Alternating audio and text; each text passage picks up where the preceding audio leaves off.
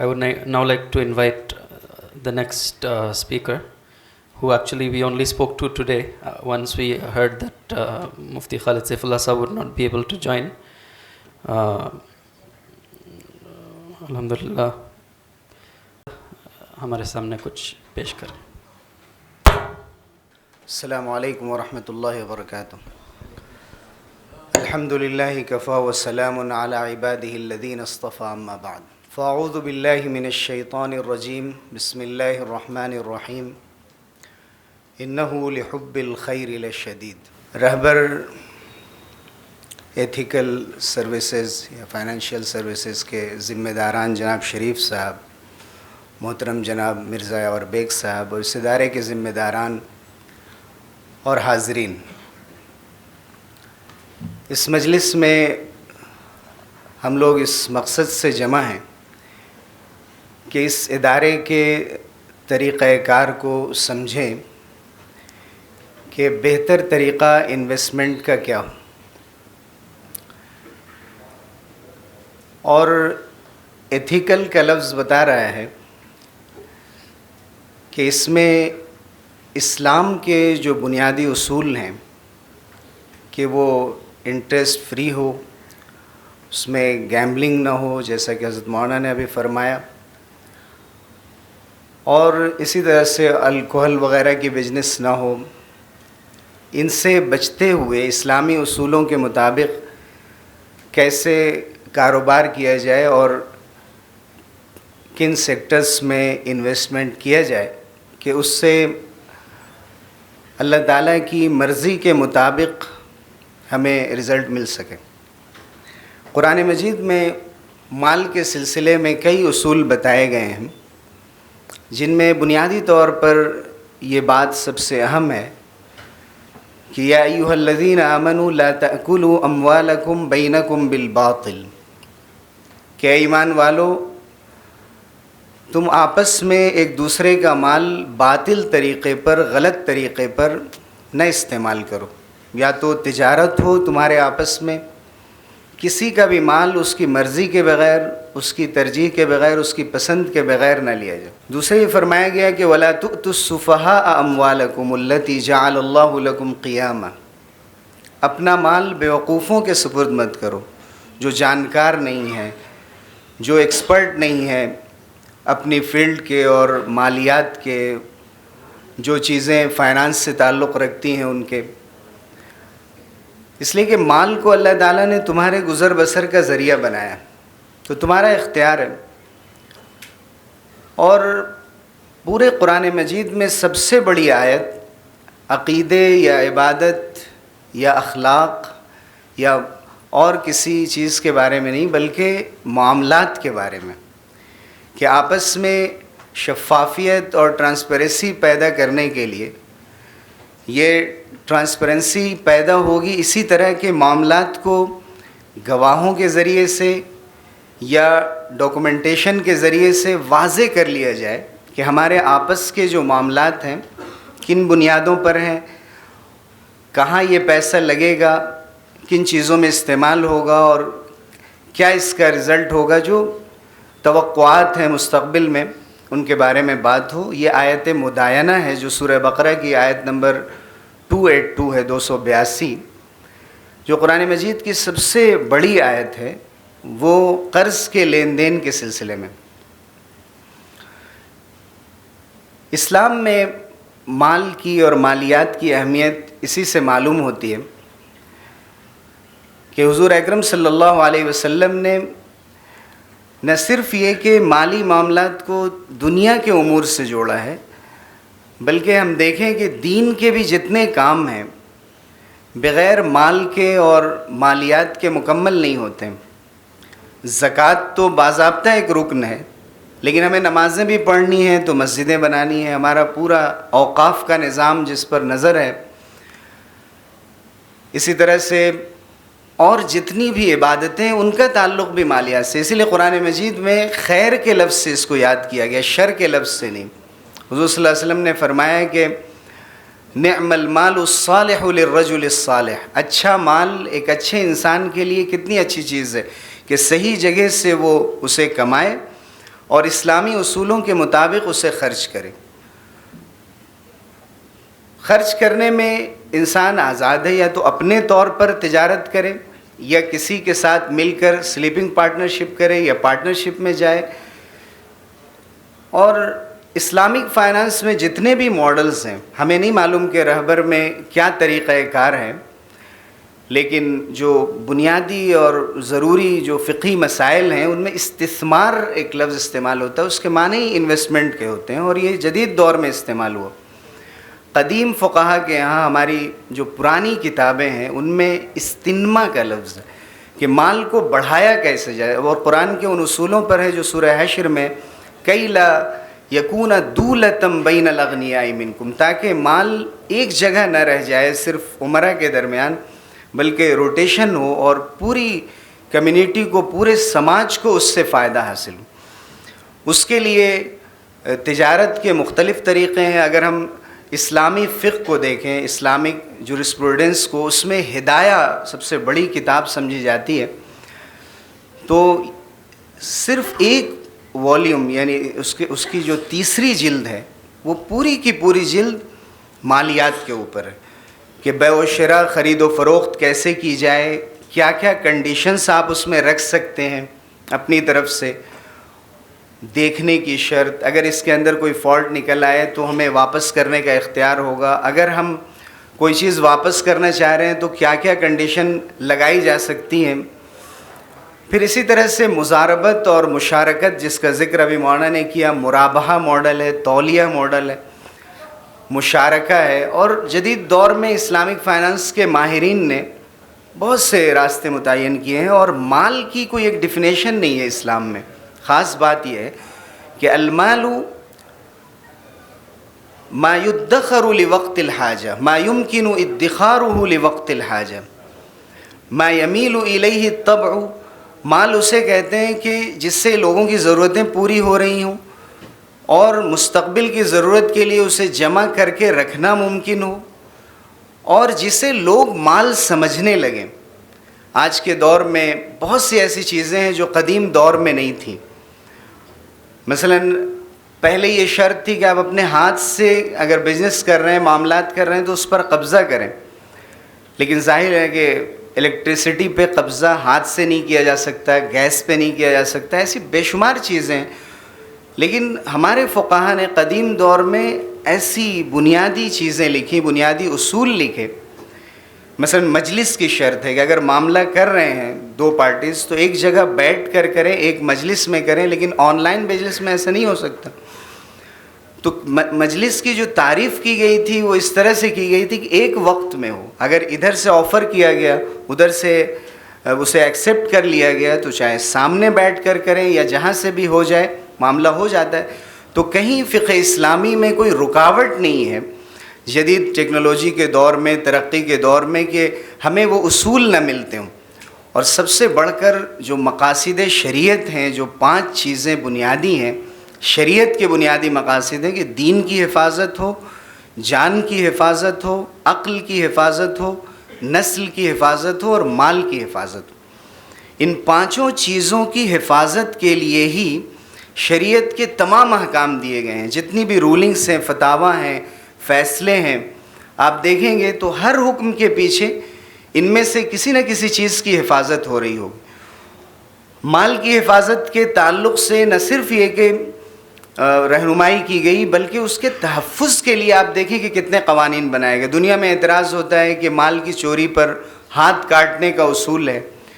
مصر میں ایک زمانے میں ابو العلا معری جو بڑے شاعر تھے، انہوں نے اعتراض کیا کہ اتنا قیمتی ہاتھ جو کہ کاٹ دیا جائے، اگر کسی کا ہاتھ اگر کوئی اس کو نقصان پہنچا دے تو بلڈ منی اس سے لی جاتی ہے، اور بڑی مقدار میں لی جاتی ہے، اور صرف 10 درہم کی 30-33 گرام چاندی کی چوری پر اسے کاٹ دیا جاتا ہے. تو اس زمانے میں قاضی عبد الوہاب مالکی بہت بڑے عالم تھے، انہوں نے فرمایا انہا لما کانت امینتاً کانت سمینتاً فلما خانت ہانت. یہ ہاتھ بہت قیمتی ہوتا ہے جب امانت دار ہوتا ہے، جب یہ خیانت کرتا ہے تو اللہ کے نزدیک اس کی کوئی حیثیت نہیں رہ جاتی. تو امانت، سچائی، ایک دوسرے پر اعتماد، جیسا محترم یاور بیگ صاحب نے فرمایا کہ ٹرسٹ ہو، ہم جن کے ساتھ کاروبار کرنا چاہ رہے ہیں، جن کے ساتھ انویسٹمنٹ کا کام کرنا چاہ رہے ہیں، تو یہ بنیادی چیزیں ہیں جن اصولوں کو اگر ہم اختیار کریں تو انشاءاللہ نہ صرف یہ کہ ہمارا فائدہ ہو سکتا ہے بلکہ پوری سوسائٹی کا فائدہ ہو سکتا ہے. تعلیم کے میدان میں، صحت اور علاج کے میدان میں، دوسرے بہت سے میدانوں میں اس سے سپورٹ مل سکتا ہے. میں اس ادارے کو اور اس کے ذمہ داروں کو اور تمام حاضرین کو مبارکباد دیتا ہوں کہ جو لوگ بھی اس میں شریک ہیں اور اس کام کو آگے بڑھا رہے ہیں. اللہ تعالیٰ ان سب کو اس کا اجر عظیم عطا فرمائے اور اسے کامیابی سے ہمکنار کرے. بہت شکریہ، جزاکم اللہ.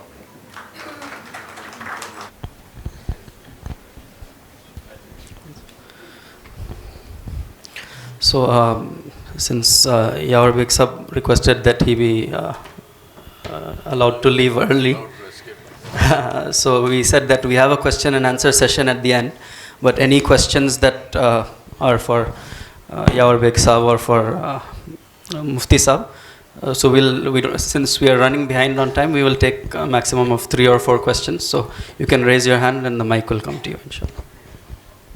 السلام علیکم سر. پلیز آلسو مینشن کس کے لیے کوشچن. میں جناب یاور بیگ صاحب کے لیے کوشچن کر رہا ہوں. آپ نے کہا کہ ٹرسٹ کی بنیاد پہ انویسٹمنٹ ہو، تو ٹرسٹ کا کرائٹیریا کیا ہونا چاہیے؟ جزاک اللہ خیر. Very nice question. What should be the criteria of trust? There are 2 things in trust. One is, like Maulana said, Allah subhanahu wa ta'ala says, do not give your wealth to fools, meaning to people who don't know how to deal with it. So one basis of trust is competence. Competence. Is the person or the organization that you are giving your money to, do they know what to do? Right? Is it a Ponzi scheme? Is it somebody who really, they may be nice people, because sometimes people fall into this trap. They say, oh, 5 waqt ka namazi hai, itni badi daadi, usse kya hota? Wo apni jagah hai. Does he know how to deal with money? Right? So the point is competence. Does he know how to deal with money? That is the basis of trust. Second thing, basis of trust is, to the extent you know, his taqwa. How much of a muttaqi is that person? Does that person obey Allah subhanahu wa ta'ala? Because if he does not even obey Allah, he will not do the right thing with you. And then of course, the condition that Sayyidina Umar ibn al-Khattab radiallahu anhu said. He said, unless you have worked with a person, or you have a relationship with a person, or he's your neighbor, you cannot have an opinion about the person. So, what do you know about them? So it's important to find out. Do your own, end of the day it's your money, so do your own due diligence, find out whoever you are investing with, are they the right people, and then you can invest, inshallah. Jay. My question is that in the recent years, the new technologies like crypto assets and AI in Sharia compliance have been emerging. But most of the Sharia, very few of the Sharia scholars have accepted that. So in order to have a common consensus for a wider acceptability among Muslims, should we build easier, simpler financial products and stick to them which doesn't involve crypto or AI? Or should we go into tech, use crypto assets and AI when we are building such companies, financial companies, which are Sharia compliant? That kind of an answer I charge money for. So, cash. Wallahi, crypto wala ko aap bola. Okay, I will give it to Mufti Sahib to answer this issue of crypto, but the permissibility. But I'll share with you my fundamental principle in life. Right? My fundamental principle in life is, my risk, Allah has already written. And nothing in the world, crypto, non-crypto, what you want to call it, nothing in the world will change that. What Allah has written for me, I will get. What Allah has not written for me, I won't get. This is my fundamental, belief. This is my aqidah. Therefore, what must I do? I must look to see which is the halal way of getting this. That's it. The amount will not change. I will still get the same amount whether I take it from a halal source or a haram source. But if I take it from a halal source, Allah will reward me. If I take the same thing from a haram source, I will be punished. So then what I do is I exercise the greatest care to make sure the source is halal. If I have any doubt, I don't care who tells me what scheme. If I have any doubt, I don't touch it. Because why should I touch it? If it's mine, it will come. It cannot go anywhere. And as far as the crypto and stuff is concerned, I'm going to request Mufti Sahab to. जी असल digital currency के सिलसिले में दुनिया भर की जितनी भी फ़िक़्ह councils हैं, फ़िक़्ह एकेडमीज़ हैं, जैसे जद्दा फ़िक़्ह एकेडमी, मक्का फ़िक़्ह एकेडमी, इस्लामिक फ़िक़्ह एकेडमी इंडिया और भी दूसरे इदारे जमीयत उलमा के तहत इदारतुल मबाहिसिल फ़िक़हिया, इन सब ने 2-2, 3-3 सेमिनार में इस पर उलमा से आर्टिकल्स भी लिखवाए और जो एक्सपर्ट हैं उनसे राय ली। ब्लॉक चेन क्या चीज़ है और क्रिप्टो करेंसी के सिलसिले में तमाम तफसीलात, लेकिन वो किसी एक राय पर अब तक नहीं पहुंच सके और हमेशा उसको पोस्टपोन किया जा रहा है कि अगले सेमिनार में उस पर गौर होगा। मौलाना तकी उस्मानी साहब ने बहुत अच्छी बात कही कि अभी जो करेंसी हम यूज़ कर रहे हैं, ज़ाहिर है ये भी अपने आप में कोई हैसियत नहीं रखती है, इसे तस्लीम किया गया, इसे लीगल टेंडर माना गया, तो अगर हुकूमतें उसको तस्लीम कर लें, लीगलाइज कर दें, उसके लिए पूरा एक मेकनिज़म हो, तो फिर एतमाद भी होगा और उस सिलसिले में फिर उलमा भी सही रहनुमाई कर सकते हैं। कहीं उसे एसेट माना गया है, कहीं पर कुछ और, तो इसलिए ये डॉट है। बहुत से उलमा ज़ाती तौर पे जायज़ होने का फतवा देते हैं, लेकिन उनसे भी अगर पूछा जाए, उसकी पूरी तफसीलात मालूम की जाए, बुनियादें, तो बताना ज़रा मुश्किल होता है। इसलिए जैसा यावर बेग साहब ने फरमाया कि शुबह तो बहरहाल है और शुबह से बचना ज़रूरी है हमारे लिए। Jazakallah. Any questions from the ladies, sisters who have any questions?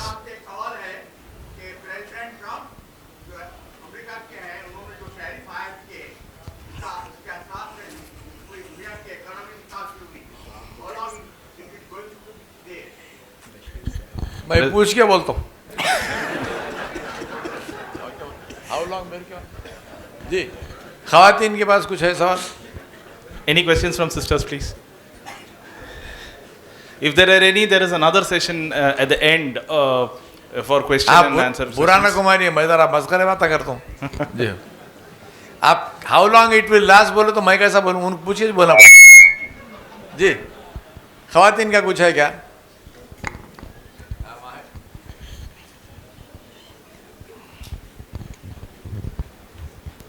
Assalamu alaikum warahmatullahi wabarakatuh. Wa alaikum assalam wa rahmatullahi wa barakatuh. So actually I just want to ask you to share your insights of the journey, the success which you have gone through, the hurdles or other experiences, severe experiences to share with all of us.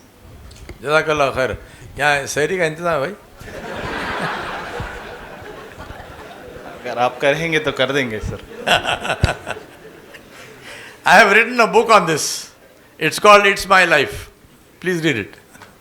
Jazakumullah khair.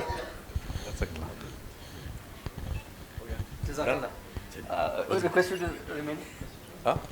I would request Sharif Saab, the chairman of Raiber Financial Services, to felicitate both the guests.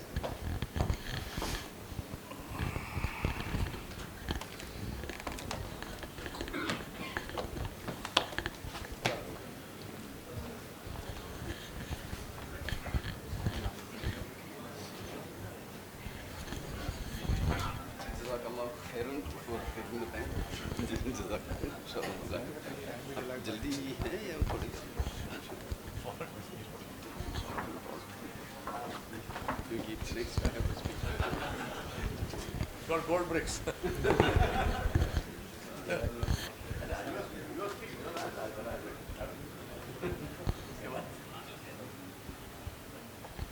The most, I wouldn't say the most important, but the reason you're gathered is still yet to come, so I would request people to remain seated, inshallah.